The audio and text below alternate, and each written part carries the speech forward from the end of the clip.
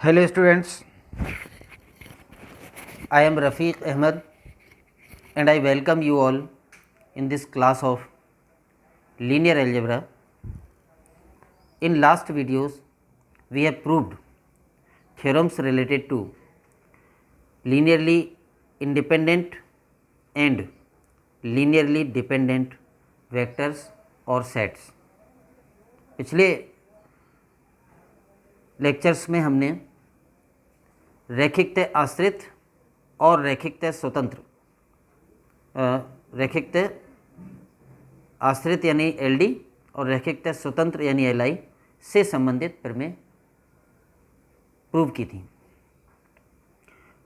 आज हम इस वीडियो में एलआई और एलडी से रिलेटेड कुछ एग्जांपल्स ले रहे हैं। अगर हमें किसी वेक्टर स्पेस के कुछ वेक्टर्स दे रखे हों या कुछ वेक्टर्स का सेट दे रखा हो और हमें ये जानना हो कि वो वेक्टर्स एलआई हैं या एलडी हैं, तो उसका प्रोसेस क्या होगा, तरीका क्या होगा। प्रोसेस और तरीका डेफिनेशन से ही निकलेगा। तो एक बार मैं एलआई और एलडी की डेफिनेशन रिपीट कर दूं। अगर कोई vectors alpha 1 alpha 2 up to alpha N किसी वेक्टर स्पेस के वेक्टर्स हैं और हम ये जानना चाहते हैं कि एलआई हैं कि एलडी हैं, तो हमें ये देखना होगा कि इन वेक्टर्स का लीनियर कॉम्बिनेशन बराबर ज़ीरो वेक्टर लाने के लिए क्या कोफिशिएंट्स लेने होंगे।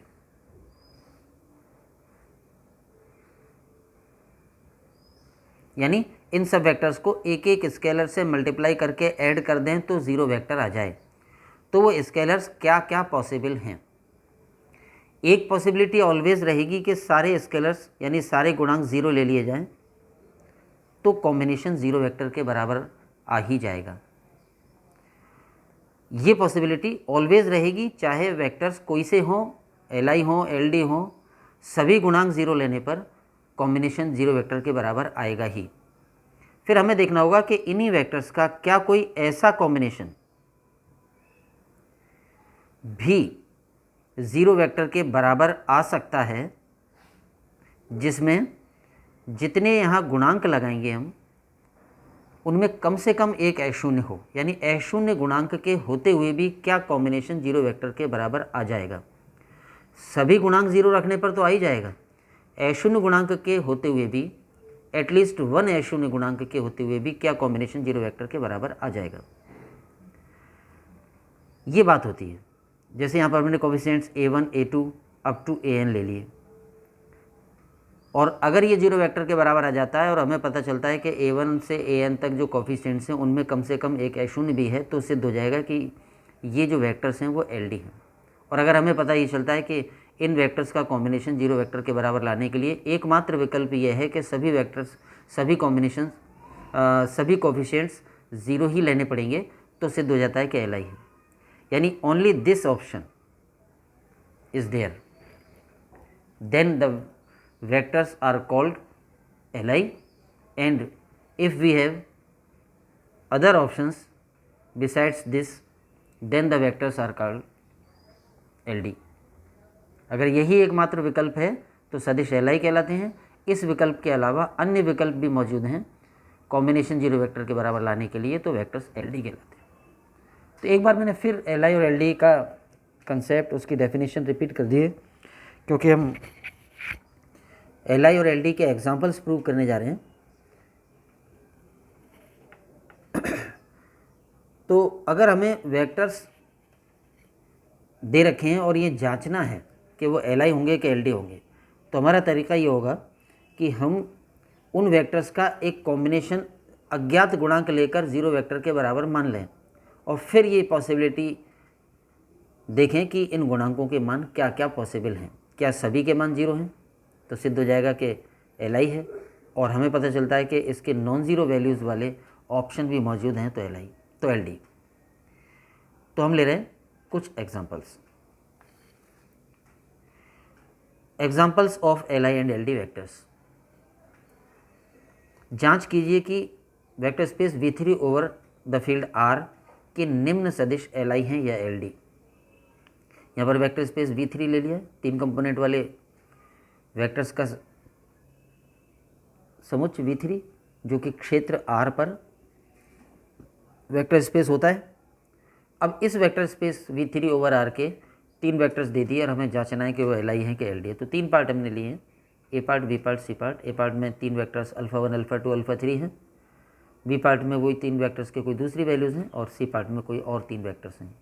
तो हमें जानना है कि ये 3 वेक्टर्स LI हैं या LD हैं। B पार्ट में दिए गए ये 3 वेक्टर्स LI हैं या LD हैं। C पार्ट में दिए गए ये 3 वेक्टर्स LI हैं या LD हैं। इसका पता लगाना है। तरीका क्या होगा, हम तीनों ही पार्ट में, यानी कि ये LI निकलें या ये वेक्टर्स LD हों, हमें शुरुआत एक ही तरह से करनी है। हमें इन वेक्टर्स का एक लीनियर कॉम्बिनेशन अज्ञात गुणांक लेते हुए 0 वेक्टर के बराबर मान लेना है और फिर ये देखना है कि जो हमने गुणांक लिए हैं क्या उन सभी के मान 0 ही आवश्यक रूप से रखने पड़ेंगे या उनमें से कम एक का मान x0 भी पॉसिबल है, ये देखना होता है। तो जैसे A पार्ट को लें, पहले A पार्ट में जो 3 वेक्टर्स दे रखे हैं, हमने मान लिया कि कोई 3 coefficients ABC belong to field इस प्रकार हैं कि A पार्ट में दिए गए 3 वेक्टर्स अल्फ़ा 1, अल्फ़ा 2, अल्फ़ा 3 का इन गुणांकों से बनाया गया लीनियर कॉम्बिनेशन 0 वेक्टर के बराबर आ जाता है। तो ये इक्वेशन हम मान के चलें और हम अब ये जानना चाह रहे हैं कि ये जो गुणांक हमने ABC माने हैं इनकी वैल्यूज़ क्या क्या पॉसिबल हैं। तो इस इक्वेशन को सॉल्व करके और ABC के मान निकालेंगे। तो पहले हमने अल्फ़ा 1 की वैल्यू रख दी A अपनी जगह और अल्फ़ा 1 की जगह अल्फ़ा 1 का मान रख दिया 1 2 0, B अपनी जगह कोफिशिएंट और अल्फ़ा 2 वेक्टर 0 3 1, C अपनी जगह अल्फ़ा 3 वेक्टर -1 0 1 और ये 0 वेक्टर। इस वेक्टर स्पेस का 0 वेक्टर ये होता है। इसको हमने कह दिया इक्वेशन नंबर 1 या इसे मान लो इक्वेशन नंबर 1, एक जस्ट पहले वाले को, वो एक ही बात है। एक्सटर्नल कंपोजिशन की डेफिनेशन से A अंदर तीनों कंपोनेंट से मल्टीप्लाई हो जाएगा तो ये वेक्टर हो जाएगा A 2A 0। B को अंदर मल्टीप्लाई कर देंगे तो 0 3B B और C को अंदर मल्टीप्लाई कर देंगे तो -C 0 C और ये 0 वेक्टर। ये तीनों वेक्टर को ऐड कर देंगे। वेक्टर एडिशन की जो स्टैंडर्ड डेफिनेशन होती है vector space V3 over R के लिए कि कंपोनेंट वाइज वेक्टर जुड़ जाते हैं। तो तीनों वेक्टर्स को जोड़ेंगे तो A + 0 और -C तीनों का योग यानी कि A - C, सेकेंड कंपोनेंट्स का योग 2A + 3B और थर्ड कंपोनेंट का योग B + C। तो ये तीनों वेक्टर्स मिलके ये बनता है और ये vector must be equal to 0 vector. तो अब ये वेक्टर 0 वेक्टर के बराबर तभी होगा जब फर्स्ट कंपोनेंट बराबर फर्स्ट कंपोनेंट, सेकंड कंपोनेंट बराबर सेकंड कंपोनेंट, थर्ड कंपोनेंट बराबर थर्ड कंपोनेंट। तो इससे हमें ये 3 इक्वेशंस प्राप्त हो गई। अब हम क्या चाहते हैं कि जो इक्वेशन नंबर 1 हमने ले रखी है, जो कॉम्बिनेशन हमने बना रखा है, उसमें ABC जो कोफिशिएंट्स हैं उनके मान क्या क्या पॉसिबल हैं और उसी इक्वेशन से हमने ये 3 इक्वेशंस निकाली हैं। तो ये जो 3 इक्वेशंस हैं यानी ये 3x3 का इक्वेशन सिस्टम है, 3x3 का लीनियर इक्वेशन सिस्टम। 3x3 का होने का मतलब क्या है कि इस समीकरण निकाय में या लीनियर इक्वेशन सिस्टम में समीकरणों की संख्या भी 3 है और चरों की संख्या या अज्ञात राशियों की संख्या भी 3 है, A B और C। तो 3 अज्ञात राशियों में 3 समीकरणों का ये निकाय है। इन तीनों इक्वेशंस को A B C की जो वैल्यूज़ सेटिस्फाई करेंगी, A B C की वो वैल्यूज़ इस इक्वेशन को भी सेटिस्फाई करेंगी क्योंकि इसी इक्वेशन से ये तीनों बनी हैं। तो दिए गए लीनियर जो हमने लिया गया लीनियर कॉम्बिनेशन है जो कि 0 वेक्टर के बराबर माना है, उसमें A B C के मान क्या हों, ये जानने के लिए इन इक्वेशंस को सॉल्व करना पड़ेगा कि इन तीनों को सेटिस्फाई करने वाले ABC के मान क्या हैं। इन तीनों को सेटिस्फाई करने वाले ABC के जो मान होंगे वही इसको भी सेटिस्फाई करेंगे और जो इन तीनों को सेटिस्फाई नहीं करते वो इसको नहीं करेंगे। तो हमें देखना तो यहाँ पर है कि ABC यहाँ क्या पॉसिबल है, लेकिन वो प्राप्त यहाँ से होगा कि इनको सेटिस्फाई करने वाले ABC के मान क्या हों। बिना सॉल्व किए हम पहले से ही बता सकते हैं कि एक हल तो हमारे पास ये है, A = 0, B = 0, C = 0। ये तो हम बिना सॉल्व किए ही बता सकते हैं कि ये एक हल है, क्योंकि 0 0 0 अगर रख दें तो तीनों इक्वेशन सेटिस्फाई हो जाएंगी, या यहाँ ए बी सी की जगह 0 0 रख दें तो ये इक्वेशन सेटिस्फाई हो जाएगी। तो ये हल तो ऑलवेज होता है, देखना ये होता है कि इसके अलावा अदर सॉल्यूशन भी है कि नहीं, और अदर सॉल्यूशन में at least one value non zero हो। तो उसके लिए हम इस इक्वेशन को सॉल्व करके देखें, जैसा रैखिक समीकरण निकायों को हल करते हैं विलोपन विधि द्वारा, उस तरीके से हल करें। तो तरीका ये होता है कि ये 3x3 का इक्वेशन सिस्टम है, यानी इसमें 3 अज्ञात राशियाँ और 3 समीकरण हैं। तो हम पहले किसी एक को एलिमिनेट करके दो अज्ञात राशियों में 2 समीकरण बनाने का प्रयास करते हैं। तो जैसे हमने यहाँ पर कुछ कोफिशिएंट 0 हैं, जैसे इसमें b नहीं है, इसमें c नहीं है, तो हम बहुत सिंपल मेथड से इसको सॉल्व कर सकते हैं। जैसे a की वैल्यू c के रूप में निकालने हैं इक्वेशन 2 से, तो a बराबर c, और इक्वेशन 4 से b की वैल्यू c के रूप में निकाल लें तो b बराबर -c, और a बराबर c और b बराबर -c हम पुट कर दें, रख दें तीसरे वाले में। तो a की जगह c रखेंगे तो ये हो जाएगा 2c, और b की जगह -c रखेंगे तो ये हो जाएगा -3c बराबर 0, देन -c बराबर 0, यानी कि c बराबर 0, और फिर c बराबर 0 इसमें और इसमें रख दें तो आ जाएगा a बराबर 0 और b बराबर 0। यानी यहाँ पर हमें ये पता पड़ रहा है कि इस 3x3 के इक्वेशन सिस्टम को सॉल्व करने पर भी एकमात्र हल आ रहा है, a बराबर 0, b बराबर 0, c बराबर 0। और ये अद्वितीय हल है क्योंकि हल करके निकाला है। अगर कोई नॉन ज़ीरो सॉल्यूशन होता तो यहाँ हल करने पर आ जाता।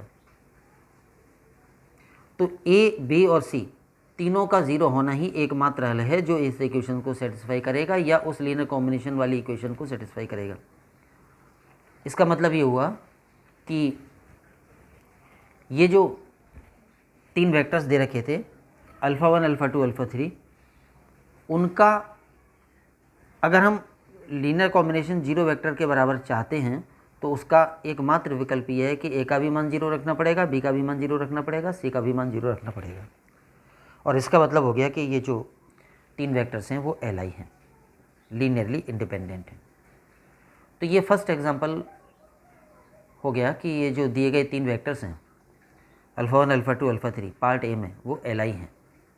सिमिलरली पार्ट बी, तो पार्ट बी में जो 3 वेक्टर्स दे रखे हैं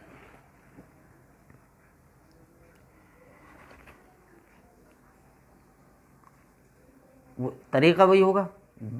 पार्ट बी में दिए गए 3 वेक्टरों α1, α2, α3 का एक लीनियर कॉम्बिनेशन फिलहाल अज्ञात गुणांक a b c लेकर 0 वेक्टर के बराबर मान लिया। अब हम जानना चाहेंगे कि क्या a b और c के मान 0 0 0 ही एकमात्र विकल्प है या a b c के अन्य मान भी हो सकते हैं। तो वही प्रोसेस रहेगा, α1 का मान रख दें, α2 का रख दें, α3 का रख दें, a अंदर मल्टीप्लाई हो जाएगा, b अंदर मल्टीप्लाई हो जाएगा, c अंदर मल्टीप्लाई हो जाएगा, इधर 0 वेक्टर हो जाएगा।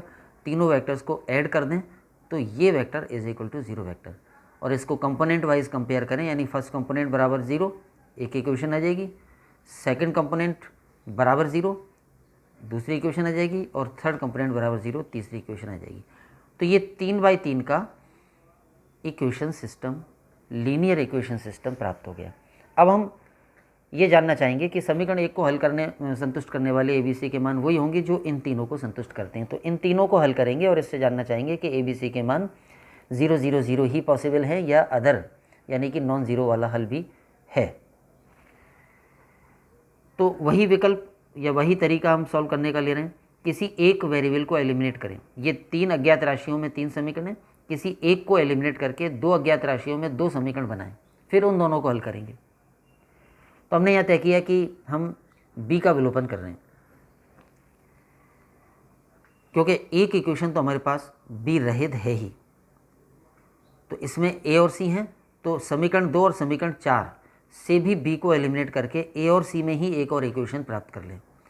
तो 2 व 4 यानी ये वाला समीकरण और ये वाला समीकरण, इनसे b को एलिमिनेट करना है तो क्या होगा, इस वाले को 3 से मल्टीप्लाई करके उस वाले में जोड़ देंगे तो b एलिमिनेट हो जाएगा। तो 2 व 4 से b का विलोपन करने पर इसको 3 से मल्टीप्लाई करके इसमें जोड़ेंगे तो 2a प्लस इसको 3 से मल्टीप्लाई करके इसमें जोड़ेंगे तो 4c। तो ये इक्वेशन 2 और 4 से b को एलिमिनेट करने पर प्राप्त हुई। और इक्वेशन 3 वो भी a और c में है, वो ये प्राप्त हो गई। तो ये 2 अज्ञात राशियों ए और सी में 2 समीकरण हमने प्राप्त किए बी को एलिमिनेट करके, लेकिन हम देख रहे हैं कि ये दोनों समीकरण सेम आ गए। अगर ये डिफरेंट आ जाते तो फिर इनको हल करके फिर एक और सी का विलोपन करके ए का मान निकालते, या ए का विलोपन करके सी का मान निकालते, लेकिन ये 2 इक्वेशन नहीं रही, ये सेम ही हो गई। 2a + 4c = 0, 2a + 4c = 0, और 2 से डिवाइड भी कर दें तो हो जाएगा a + 2c = 0। तो ये जो 2/2 का इक्वेशन सिस्टम हमने बनाया वो 2/2 का नहीं रहा, 1/2 का हो गया। यानी 2 समीकरण 2 अज्ञात राशियाँ वाला सिस्टम हम बनाना चाह रहे थे 3/3 वाले से रिड्यूस करके, लेकिन वो 1/2 का रह गया। समीकरण एक ही रह गया, अज्ञात राशि 2। तो जब भी समीकरणों की संख्या से अज्ञात राशि ज़्यादा हो तो फिर हम उसके अनंत हल हो जाते हैं। और वो अनंत हल कैसे होते हैं कि किसी एक वेरिएबल का मान स्वेच्छ रूप से कुछ भी ले लो। जैसे यहाँ पर c का मान हम कुछ भी ले सकते हैं। a + 2c = 0 यहाँ पर अगर हमें प्राप्त हो रहा है तो इस इक्वेशन को सेटिस्फाई करने वाले a और c के मान क्या क्या हो सकते हैं। अगर हम इसी इक्वेशन पर रहें केवल कि इस इक्वेशन को सेटिस्फाई कराना है तो a और c के मान क्या क्या पॉसिबल है। अगर हमने c = 0 ले लिया तो a बराबर भी 0 आ जाएगा। ये एक हल है, लेकिन ये मात्र एक हल नहीं है, ये एकमात्र हल नहीं है। अगर हमने c का मान मान लो 1 ले लिया होता तो a की वैल्यू -2 आ जाती। ये भी एक हल है। चाहे जितने हल हम इससे बना सकते हैं जो इस इक्वेशन को सेटिस्फाई करें a और c के मान। तो फिर हमने यहाँ पे क्या किया कि ये जो इक्वेशन आई a + 2c = 0, इसमें a और c के मान, इसमें c का मान हमने स्वेच्छ रूप से ले लिया -1। c का मान स्वेच्छ रूप से -1 लेने पर a + 2c = 0 में c की जगह -1 रखेंगे तो a की जगह 2 आ जाएगा। तो c की वैल्यू -1 और a = 2। अब रहा b, तो b जो ऊपर इक्वेशन थी 3 उनमें से किसी भी एक में रख दें b की वैल्यू। हमने इक्वेशन 4 में रख दी। 4 में ये जो 3 इक्वेशंस थी, यहाँ पर a की वैल्यू हमारे पास है और c की है, और वो रख दें तो b की आ जाएगी।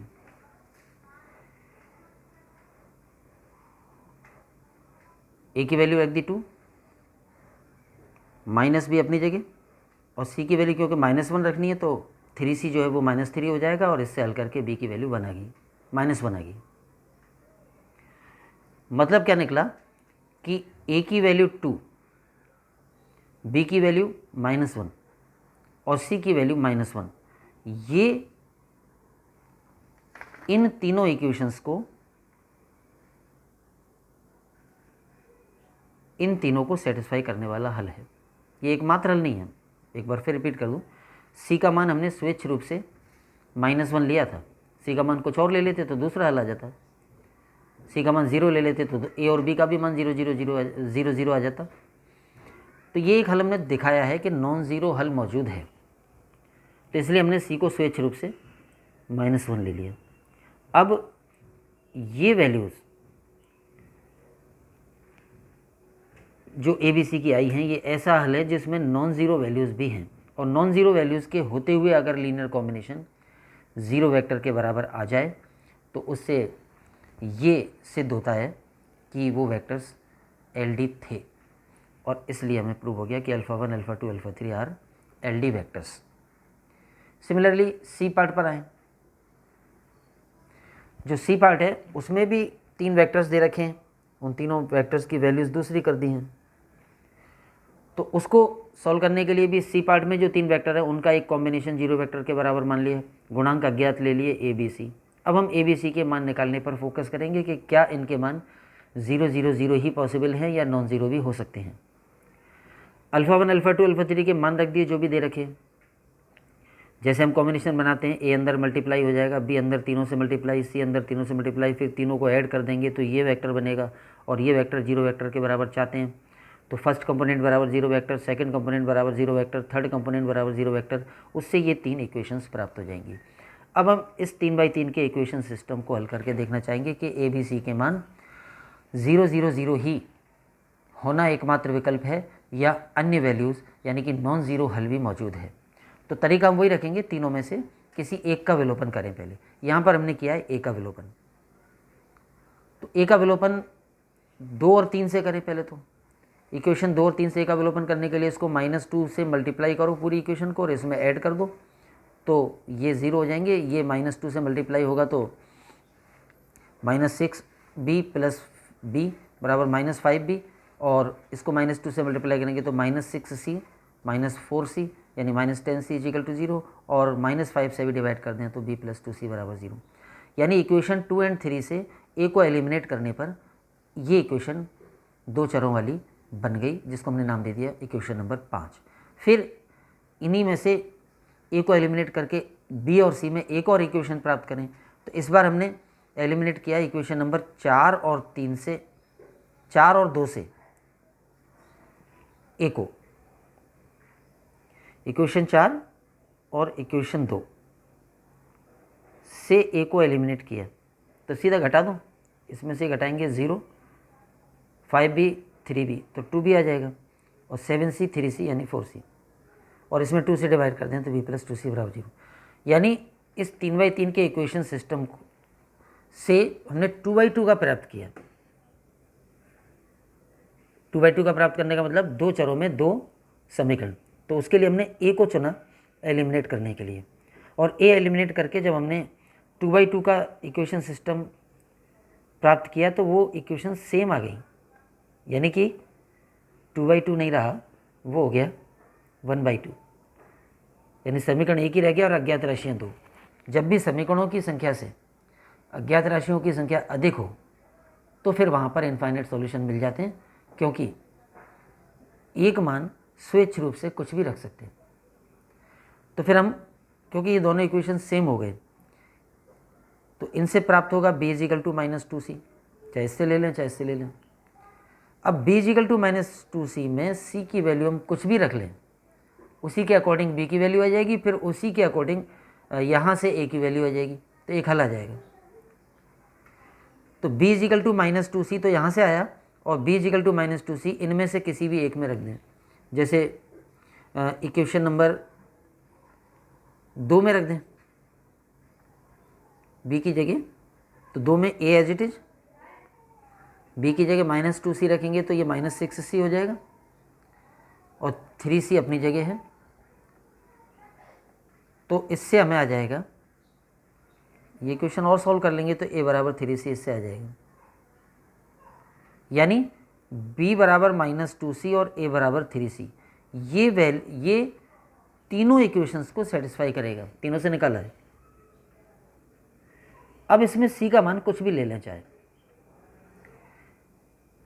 अर्थात a बराबर 3c और b बराबर -2c,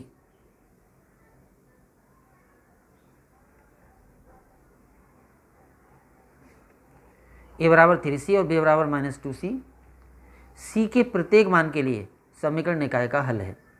तो अब इसमें c कुछ भी रख सकते हैं। जैसे अगर c बराबर 0 चुन लें हम, तो c बराबर 0 रखने पर a बराबर भी 0 आएगा, b बराबर भी 0 आएगा, तो a बराबर 0, b बराबर 0, c बराबर 0 एक हल होगा। और ये हल तो होगा ही, क्योंकि ये हल तो हम बिना सॉल्व किए ही बता सकते थे।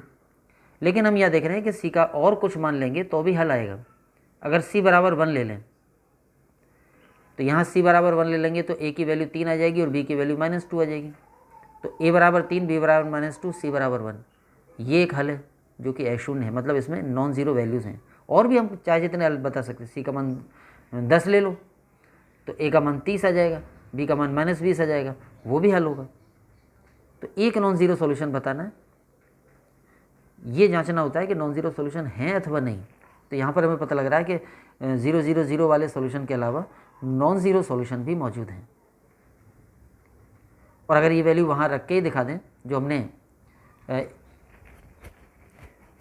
इक्वेशन बनाया था, लीनियर कॉम्बिनेशन बनाया था a α1 α2 α3 का, a α1 plus b α2 plus c α3 बराबर 0, उसमें a b c के ये जो मान निकाले वो रख दें, तो a की जगह 3 α1, b की जगह -2 α2 और c की जगह 1 α3 0। तो ये α1 α2 α3 का ऐसा कॉम्बिनेशन भी 0 वेक्टर के बराबर प्राप्त हो गया जिसमें अशून्य गुणांक मौजूद हैं, और इसका मतलब है कि ये वेक्टर्स LD हैं। तो ये हमने 3 एग्जांपल्स किए हैं, जिनमें कि एक में दिए गए 3 वेक्टर्स लीनियरली इंडिपेंडेंट प्राप्त हुए, क्योंकि वहाँ पर ए बी सी के मान 0 0 0 ही एकमात्र विकल्प था, और बाकी के दो में जो 3 वेक्टर्स दे रखे थे अल्फ़ा 1 अल्फ़ा 2 अल्फ़ा 3 वो एल डी प्राप्त हुए, क्योंकि वहाँ पर हमने ये शो किया कि 0 0 0 वाले ऑप्शन के अलावा अदर ऑप्शन भी मौजूद है जिसमें कि अशून्य गुणांक होते हैं और कॉम्बिनेशन 0 वेक्टर के बराबर आ जाता है। तो ये एल आई और एल डी के कुछ एग्जाम्पल हमने यहाँ पर लिए। एक बार मैं फिर रिपीट कर दूँ, तरीका क्या होगा, हमें जो वेक्टर दे रखे हैं उनको जांच करना है कि एल आई हैं कि एल डी हैं, तो हम उन वेक्टर्स का कॉम्बिनेशन तो 0 वेक्टर के बराबर मान लेंगे, अज्ञात गुणांक ले लेंगे ए बी सी या जितने भी होंगे, फिर उनसे ये इक्वेशन सिस्टम बन जाएगा और उस इक्वेशन सिस्टम को हल करके जांचेंगे हम कि उस इक्वेशन सिस्टम को सेटिस्फाई करने वाले गुणांकों के मान 0 0 0 ही पॉसिबल है या अदर ऑप्शन भी है। अगर अदर ऑप्शन मिलता है तो एल डी हो जाएंगे और पता चलता है कि एकमात्र ऑप्शन 0 0 0 ही है तो एल आई हो जाएंगे। जैसे इस एग्जाम्पल में इस स्टेज पर हमने इस 3/3 के इक्वेशन सिस्टम को सॉल्व करने के लिए ए को एलिमिनेट करके 2/2 का बनाया पहले। अब 2/2 का जो बना वो दोनों इक्वेशन सेम बन गई। अगर वो अलग अलग बन जाती तो फिर हम उनको हल करके बताते कि फिर इसका कोई 0 0 के अलावा दूसरा कोई सॉल्यूशन नहीं है। जैसे ये b + 2c बराबर 0 आया था और ये भी b + 2c बराबर 0 आ गया। अगर मान लो ये b प्लस ये दोनों सेम नहीं आते, जैसे एक तो आ जाता b + 2c बराबर 0 और दूसरा इक्वेशन सेम ना आके ऐसे आ जाता 2b + c बराबर 0, मान लो ऐसे आ जाता, फिर हम इसको आगे देखें। अब इसको सॉल्व करके b और c का मान निकालें तो फिर एक वेरिएबल को एलिमिनेट करेंगे। तो जैसे c को एलिमिनेट करें तो इसको -2 से मल्टीप्लाई करके इसमें जोड़ देंगे तो आ जाएगा b बराबर 0, यानी c को एलिमिनेट करने पर b 0 ही आएगा और कोई विकल्प नहीं है। और फिर b की वैल्यू 0 इसमें रख देंगे तो c बराबर भी 0 आ जाएगा।